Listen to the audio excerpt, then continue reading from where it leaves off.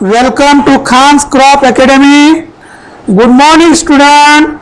Hi, we are going to learn Agriculture Science and Technology Standard 12, Chapter number 7, Greenhouse Technology. In previous lecture, explain the installation of greenhouse. Installation of greenhouse. तर विद्यार्थी मित्रांनो, यावरचं lecture number 4 मध्ये आपण installation of green house and design of green house हे point आपण explain केलेले आहे. तर सिलेक्शन ऑफ साईट कसं करायला पाहिजे, जागा कशी निवडायला पाहिजे, कोणकोणते पॉइंट बघायला पाहिजे, which point consider at the time of selection of site of green हाऊसची जागा निवडण्यासाठी कोणते पॉइंट कन्सिडर करायला पाहिजे ते आपण बघितलं. नंतर डिझाईन कसं तयार केलं जातं ते आपण बघितलं, फ्रेम बघितलं त्याचं. तर in this lecture explain the erection of beds for raising crop. Erection of beds for raising crops. Erection means तैयार करणे. Erection of beds for raising crop. तर इन ग्रीन हाऊस मध्ये ग्रीन हाऊस तयार झालेलं आहे.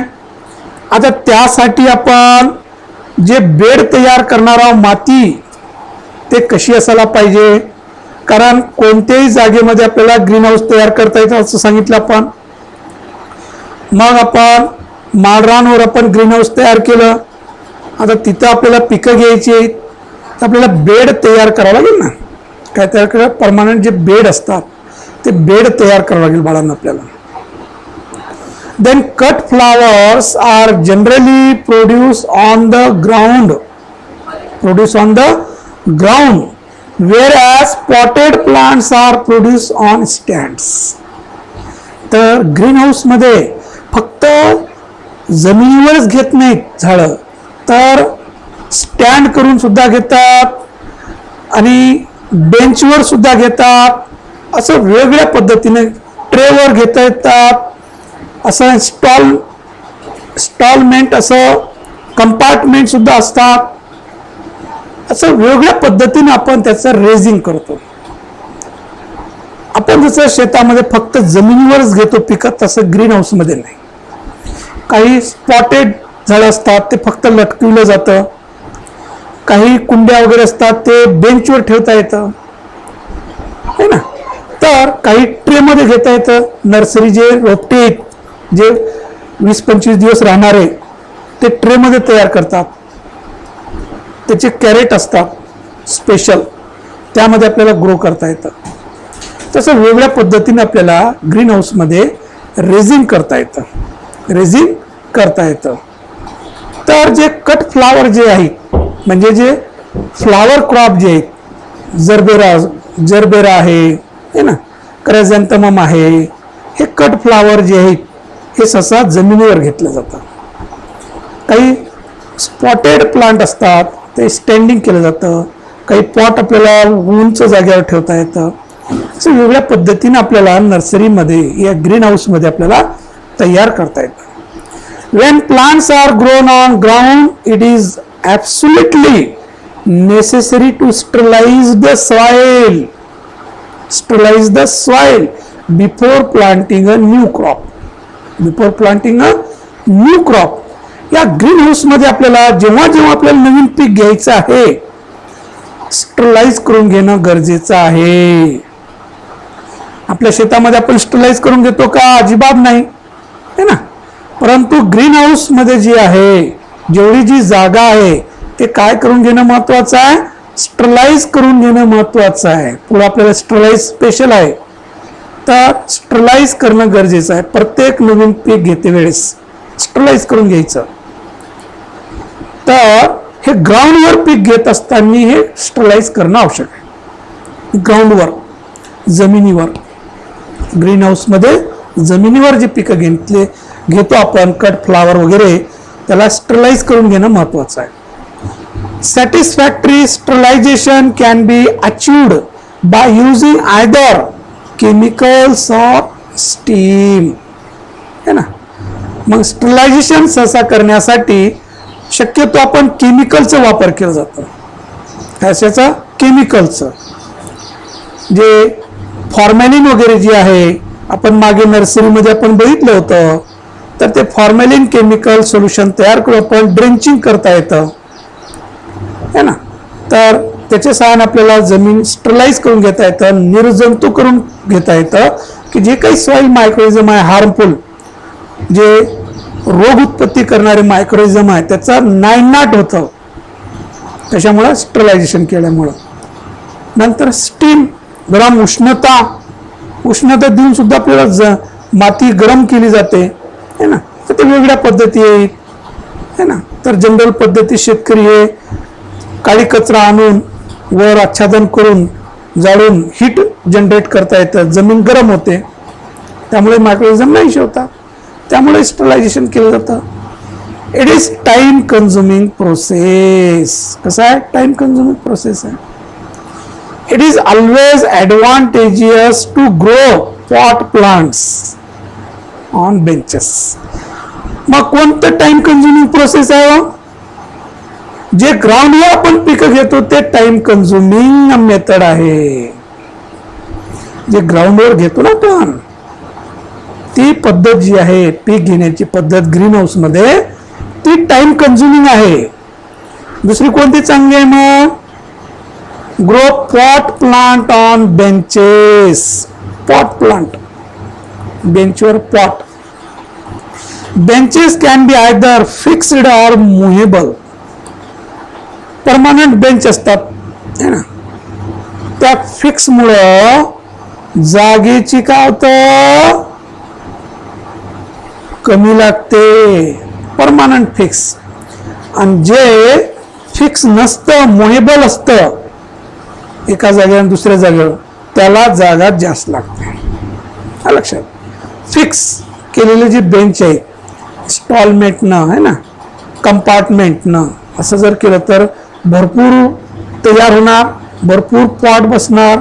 आणि जे मुव्हेबल असतं, इकडून तिकडं तिकडून इकडं, त्यामध्ये जागा वेस्टेज जाते, जास्त जागा वेस्ट जाते. Fix benches require less space, that is 60%, and movable benches require more space, 80 to 85% area. लक्षात. 80 to 85% एरिया मुव्हेबल बेंच असेल तर जास्त जागा वेस्ट जाते. तर हे झालं बेड तयार करणे. लक्षात. ग्रीन हाऊस तयार झाले की दुसरं काम काय? बेड तयार करणे. आतमधलं परमानंट अरेंजमेंट असतं की कशा पद्धतीनं बेड करायचं आहे है ना. ग्राउंडवर घ्यायचं का पॉटवर घ्यायचं, हँगिंग करायचं है ना, वेगळ्या पद्धती. ट्रेमध्ये घ्यायचं की कंपार्टमेंट तयार करायचे, वेगवेगळ्या पद्धतीचं असतं. ते क्रॉपवर अवलंबून आहे, त्या ग्रीन हाऊसवर अवलंबून आहे, त्या एरियावर अवलंबून आहे, वेगळे फॅक्टर कन्सिडर होतात. नेक्स्ट या पद्धतीनं आहे ना. हे बघा बेड, परमानंट बेड तयार केलं आहे की नाही, परमानंट बेड आहे. हे ग्रीन हाऊस तयार झालं की या पद्धतीने बेड, म्हणजे आपण कोण ग्रीन हाऊस मध्ये काय घेणार आहोत त्यानुसार बेड तयार करू. हे टोमॅटो कसे आहेत? टोमॅटो आहे ना, तर असं परमानंट बेड तयार केलेले असतात बाळांना. तर ते हँगिंग केलेलं आहे बघा, आहे की नाही. हँगिंग आहे पूर्ण ग्रीन हाऊस मध्ये लटकवलेले पॉट मध्ये plant. Okay. Next, installation of irrigation system. दुसरं point, installation of irrigation system. जागा निवडली, फ्रेमवर्क तयार झालं, बेड तयार झाला, आता irrigation system. Irrigation system green house मध्ये इरिगेशन सिस्टीम तयार करावी की नाही. Watering in green houses can be done through sprinkler and drip system. Very commonly drip and sprinkler irrigation commonly followed in greenhouse. Sprinkler and drip irrigation commonly followed in greenhouse. Sprinklers can be used in the early stages of the crop growth.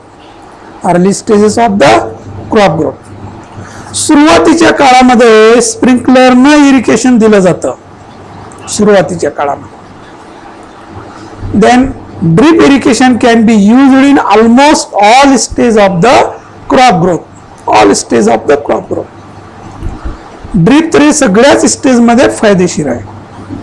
Initial स्टेजमध्ये sprinkler फायदेशीर आहे, नंतर पूर्ण ड्रीपच फायदेशीर आहे. All स्टेजमध्ये drip फायदेशीर आहे. There are so many advantages of drip irrigation.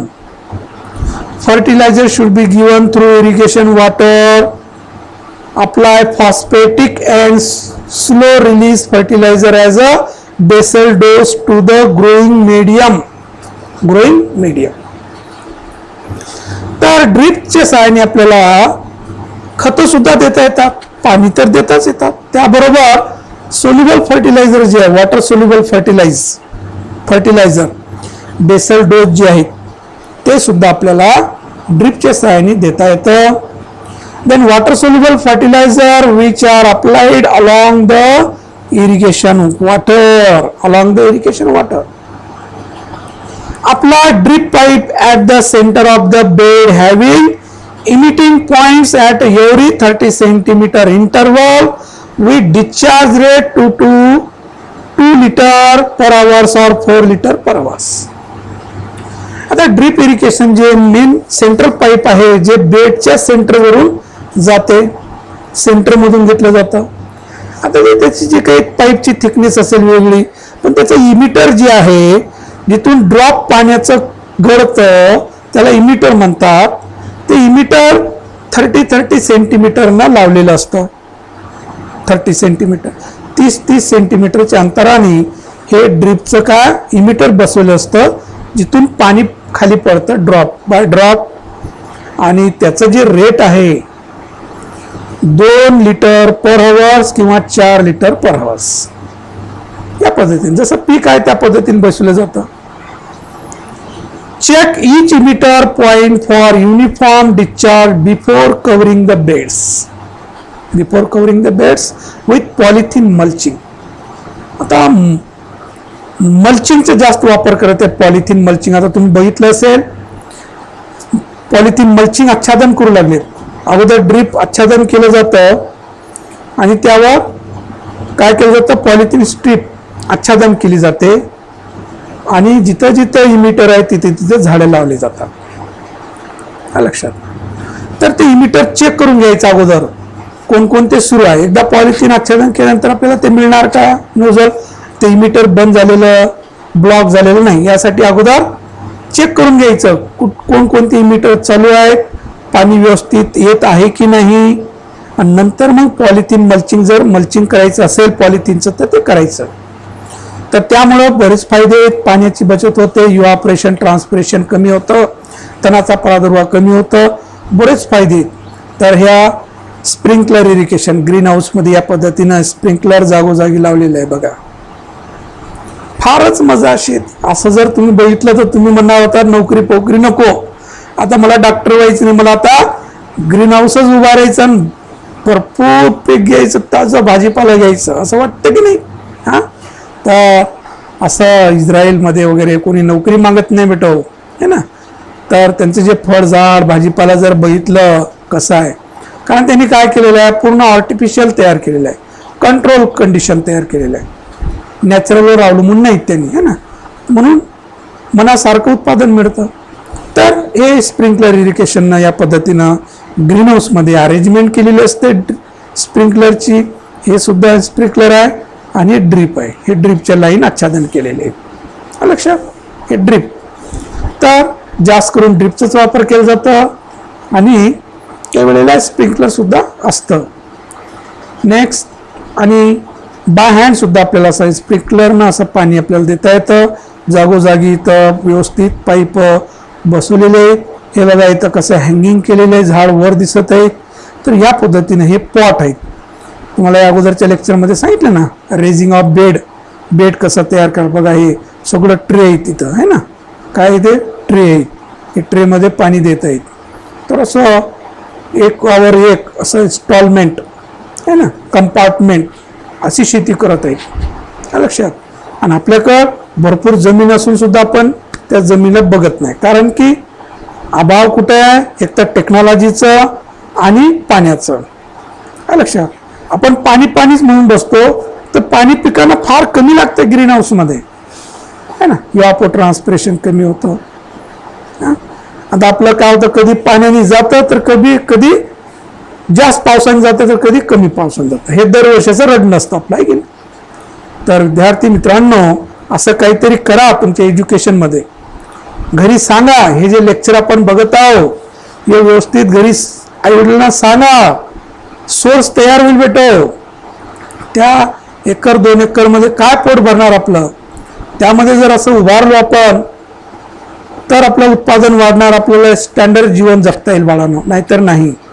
त्यासाठी आपण हे हे जे टेक्नॉलॉजी आहे ॲग्रिकल्चरमध्ये हे आपण अवलंब करायला पाहिजे.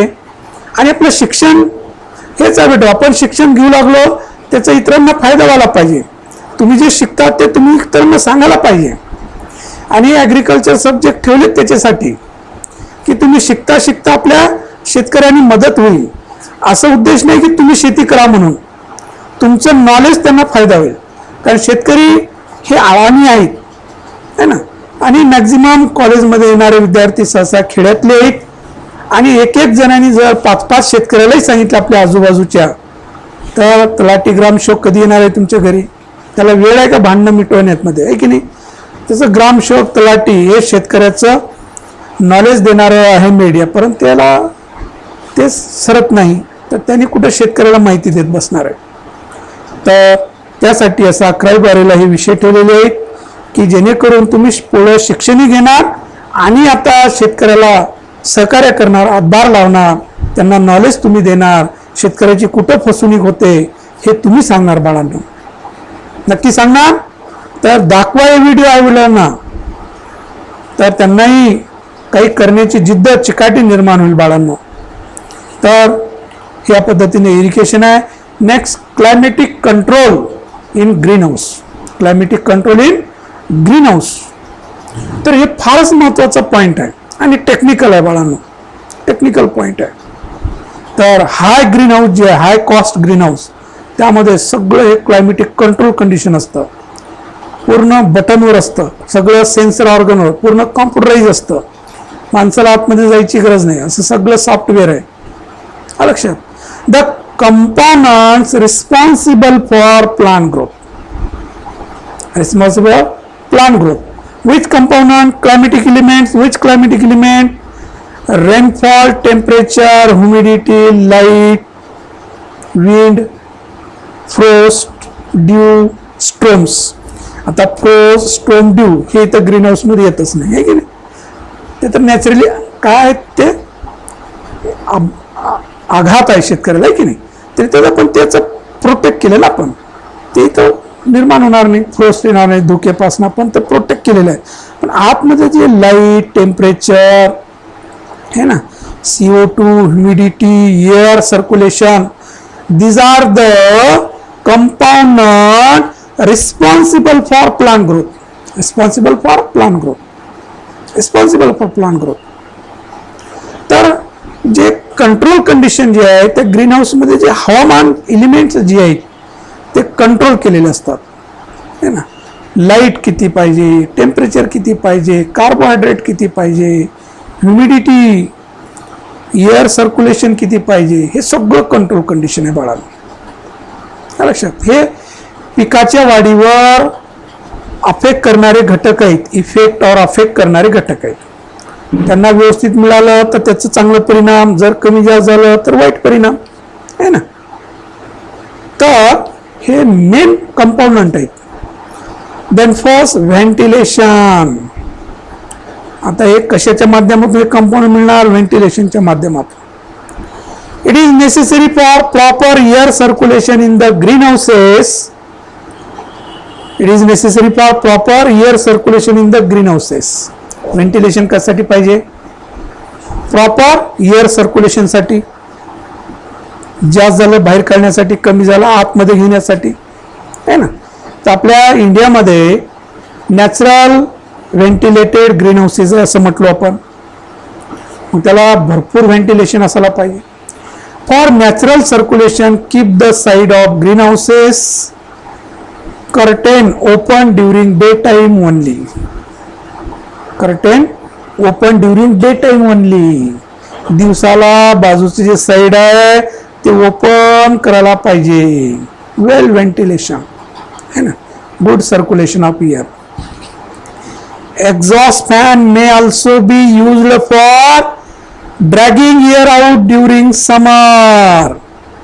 एक्झॉस्ट फॅन असायला पाहिजे आतमधली उष्णता बाहेर काढण्यासाठी. उन्हाळ्यामध्ये आहे ना, उन्हाळ्यामध्ये ते तपणार ना, तर तेवढं गरज नाही उष्णतेची पिकांना, ते बाहेर काढण्यासाठी एक्झॉस्ट फॅन असायला पाहिजे.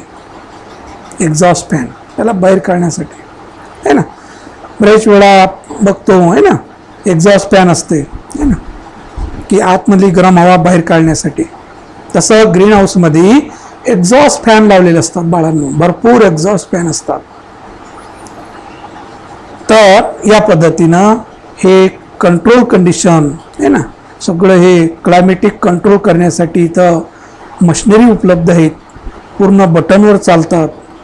नंतर हे पूर्ण कसं आहे, सेन्सर है ना, नंतर इक्विपमेंट कंट्रोल, रिमोट मॅनेजमेंट. इथं रिमोट मॅनेजमेंट पूर्ण रिमोटवर चालतं, कॉम्प्युटरवर. इथं बसल्या बसल्या सगळं आतमधलं ग्रीन हाऊस मधलं कंट्रोल करता येतं, सगळे कनेक्ट आहे.